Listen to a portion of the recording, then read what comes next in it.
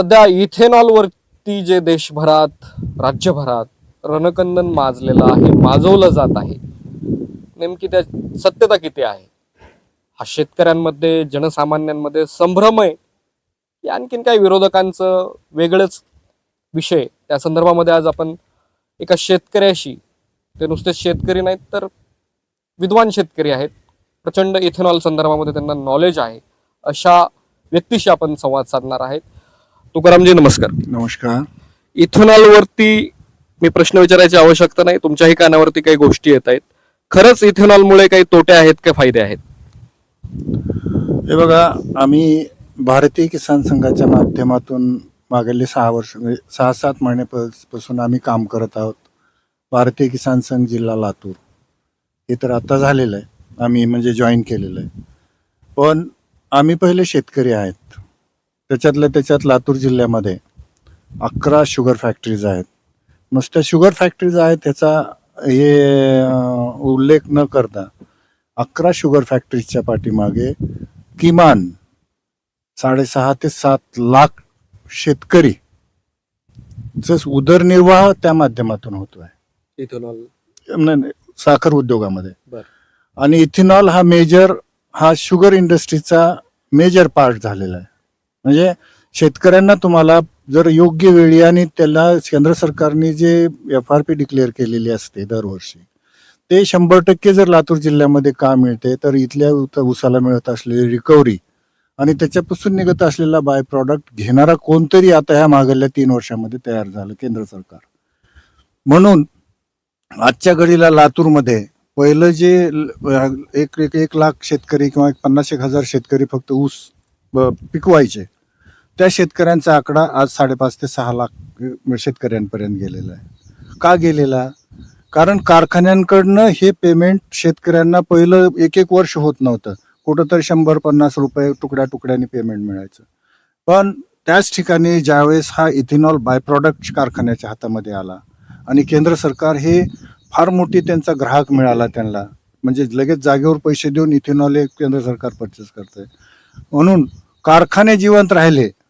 म्हणून आज सन्मानपूर्वक त्यांनी पण शेतकऱ्यांना भाव देत आहेत, वेळेत पैसे देत आहेत आणि आज त्याची लागवड वाढते आणि शेतकऱ्यांना पण त्याच्यापासून प्रॉस्पेरिटी आलेली आहे. शेतकऱ्यांना फायदा आहे. शेतकऱ्यांना फायदा आहेच नाही, ही इंडस्ट्री कुठंतरी बुडून जाते की कारण याचा अगोदरचा इतिहास आहे की शेतकऱ्यांना बोललेले पैसे देणं होत नाहीत म्हणून 50% साखर कारखाने विकावे लागले. त्याचे अनेक कारण असू शकतात. त्याच्यापैकी मेजर कारण त्यांनी प्रोड्यूस केलेली साखर हे कोटा सिस्टीम मध्ये त्यांनी जेव्हा सांगल तेव्हा विकायचं. बँकेचे व्याज भरण्यातच कारखाने मरून गेले कारण त्यांना बाय प्रॉडक्ट हातामध्ये नव्हता. इथेनॉल निर्मितीपासून बाय प्रॉडक्ट हातामध्ये आला. शेतकऱ्यांचं किमान 50% पेमेंट देण्यासाठी त्यांच्या वेस्टमधून त्यांचे पैसे तयार झाले आणि आज देशाला ज्याची गरज आहे, पोल्युशन फ्री आहे, आता 12 लाख कोटीचं तुम्ही इम्पोर्ट करताय साहेब. गेल्या वर्षीची सिच्युएशन अशी आहे, 1,90,000 कोटी शेतकऱ्यांच्या खिशामध्ये इथेनॉलच्या माध्यमातून आलेले. असं का बरं संभ्रम आहे लोकांमध्ये की इथेनॉलमुळे काही गाड्या वगैरे पेट्रोलमध्ये मिक्स असल्यामुळे गाड्या खराब होत आहेत वगैरे, असं सध्या चर्चा आहे? अजिबात ह्याच्यामध्ये तथ्य नाहीये. थोडंफार एक 1% 2% असू शकेल, नो डाऊट. पण ज्यावेळेस काही शास्त्रीय अनालिसिस करून इथेनॉल मिक्सिंगला परवानगी दिलेली आहे, ज्याचं रिसर्च मागले 7-8 वर्षापासून होत होतं. भारतामध्ये तर आपण फक्त 10 ते 20% इथेनॉल मिश्रणला परवानगी दिलेली आहे. पूर्ण युरोपमध्ये जा, ब्राझीलमध्ये तर 65% इथेनॉल 100% गाड्यांमध्ये वापरलं जातं. अमेरिकेसारख्या प्रगत राष्ट्रांमध्ये वापरलं जाते, म्हणूनच ते प्रगत आहेत. आपण हे बुरसुटला विचार घेऊन आणि कुठंतरी विरोध करायचा चांगल्या गोष्टीला आणि शेतकऱ्याच्या कुठंतरी अडचणीत आणण्यासाठी जे हे काही ठराविक लोकांनी जे कार्यक्रम चालवलेला आहे ना, इथेनॉलला बदनाम करायचं, आम्ही शेतकरी संघटना किंवा शेतकरी म्हणून आम्ही आवाहन करतो किंवा त्यांना ताकीद देतो, हे उद्योग तुम्ही बंद करा. आणि शेतकऱ्याच्या पोटावर जर पाय पडला तुमच्या उलट्या सुलट्या कारणामुळं, तुमच्या बाजूलाच उभारलेला शेतकरी तुमच्या कानफडात मारून जाईल. कारण आज इथेनॉलमुळं त्या शेतकऱ्याचं त्याच्या घरामध्ये 4 पैसे कोणत्या ना कोणत्या माध्यमातून येत आहेत. आता मक्यापासून मी इथेनॉल बनवलं चाललेलं आहे. चिपाड असेल, चिपाडापासून त्या हे गवतापासून CNG बनवला जातोय. अहो एवढी वाईट परिस्थिती मागं साखर कारखान्यांची होती, आज का सुधारली? तर ते इथेनॉलच्या विक्रीमुळे सुधारले. आणि हे 4 पैसे आत्ता शेतकऱ्याला कुठे नाही मिळतात की लगेच ह्यांचा कालावधी चालू झाला. मागं सन्माननीय आमचे विलासरावजी देशमुख मुख्यमंत्री होते, त्यांनी खराब झालेल्या ज्वारीपासून अल्कोहोल बनवायला परमिशन दिले. साहेब, या बुद्धिजीवी लोकांनी एवढा कालोहाल केला की त्यांना नाईलाजानं त्यांनी एक महिन्याच्या 6 महिन्याच्या आत तो निर्णय परत घेतला. परत शेतकऱ्यांची दुर्दशा झाली. एक शेतकरी महिला आहे आणि आतापर्यंत माझा ऊस म्हणजे ऊस वेळेवर जायचा नाही आणि वेळेवर पैसे पण मिळायचे नाहीत. भारतीय महिला यामुळे शेतकरी महिलांची अवस्था अतिशय बिकट आहे. पण मग आता जो इथेनॉल निर्मितीविषयी विरोधक निर्मितीला विरोध करत आहेत त्या गोष्टीला माझा पूर्ण विरोध आहे. आणि इथेनॉल निर्मितीमुळे आज माझा ऊस वेळेवर जातोय, वेळेवर पैसा मिळतोय आणि कुटुंबांना, महिलांना यामुळे भरपूर आर्थिक सहाय्य मिळणार आहे.